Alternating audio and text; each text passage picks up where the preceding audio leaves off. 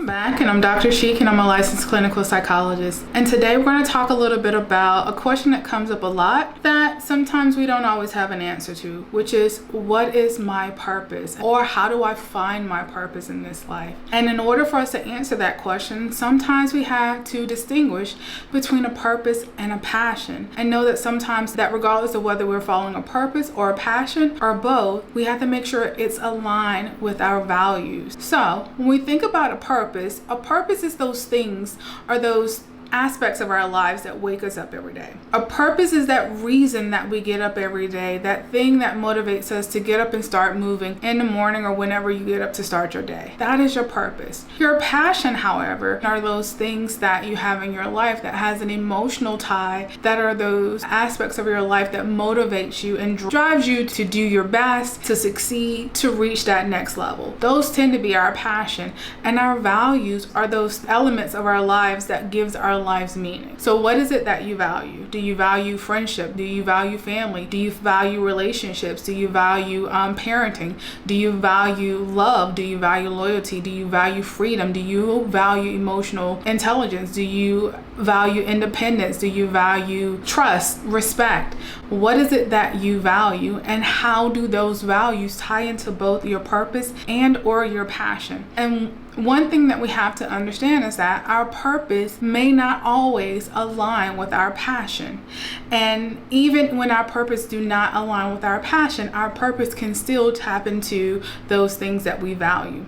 So in order for us to find our purpose, we have to understand and have that cognitive and emotional flexibility to understand that our purpose may change depending on the stage of our lives that we're in at that time. So your purpose in this current stage of your life may be that you are a parent or a caregiver or someone who takes care of your family and your friends. Your purpose in this moment may be that you are working a 9-to-5 in order for you to have financial stability and have those basic needs met in order for you to continue to work towards your passion. Your purpose in this moment, let's say you're at the retirement age, your purpose at this moment could be to learn how to start to engage in different hobbies, learn new crafts, explore different aspects of your life, to travel more, to be a grandparent, to teach the younger generation how to navigate this journey called life with the lessons that you've already learned. That may be your purpose, and we have to have that flexibility in order to understand that our purpose may change and our purpose may not always align with our passion, but that does not mean you're not living a fulfilled life and you're not living a life that taps into some type of value or something that you value.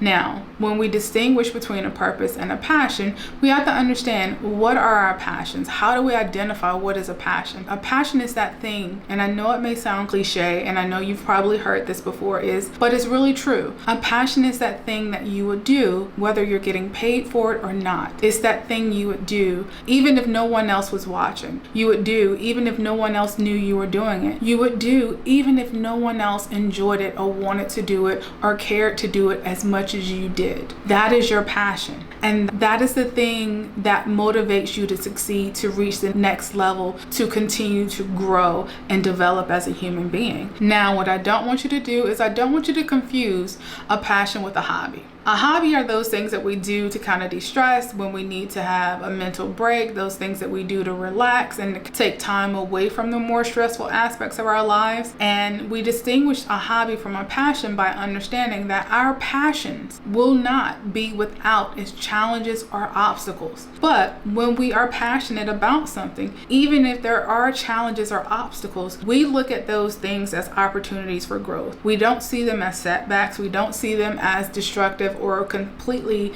destroying what we're trying to work towards. We see them as learning opportunities. However, when we conflate our passion with our hobbies and we get to those stressful points when we're doing a hobby as a passion, that can become stressful. We see that obstacle or that challenge as completely destroying the thing that we are wanting to do. That's why most of the time it's helpful not to conflate your passion passion with your hobby. Your hobby is something you want to keep separate, something that you do to relax, something that you do to de-stress, and it typically doesn't come with extreme levels of challenges and obstacles. Distinguish between your passion and your hobbies, and know that your passions will not be without its challenges, but when you do have challenges and obstacles with your passions, you have that ability to meet those challenges and those obstacles with an open-mindedness, a desire to grow, a desire to learn.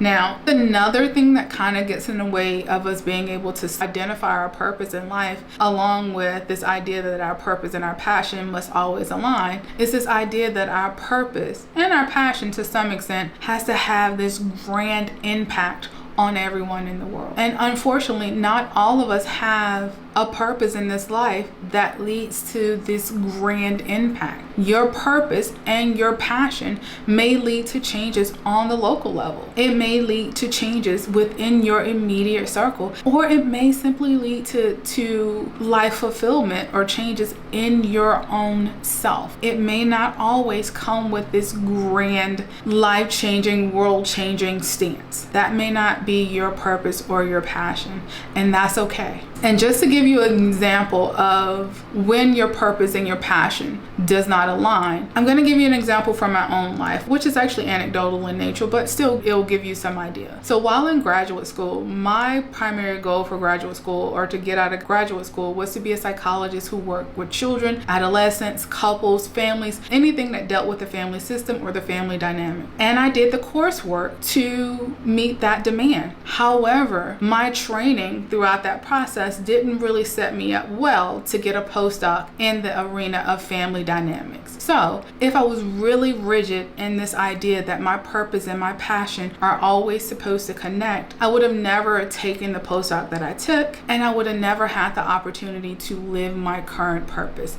And my current purpose, although it doesn't completely align with my passion, it still allows me to wake up every day knowing that my goal in life is to help others, to provide others with a level of understanding of themselves and of mental health in general. And I do that day in and day out, even when I'm not doing these videos. So if I'd been rigid and allowed myself to think that because my purpose was not aligning with my passions of working with family and the family system, then I would have never been in a place right now where I feel fulfilled. Doesn't mean that I'm not working towards a life that aligns with my purpose and my passion, but it means that in this moment, I know what my purpose is, and I feel like I have a life purpose that fulfills me. So what I hope you take away from today's conversation is this: our purpose and our passions are two different things, and our purpose and our passion may not always align, but as long as you're living a life with purpose that is based on your own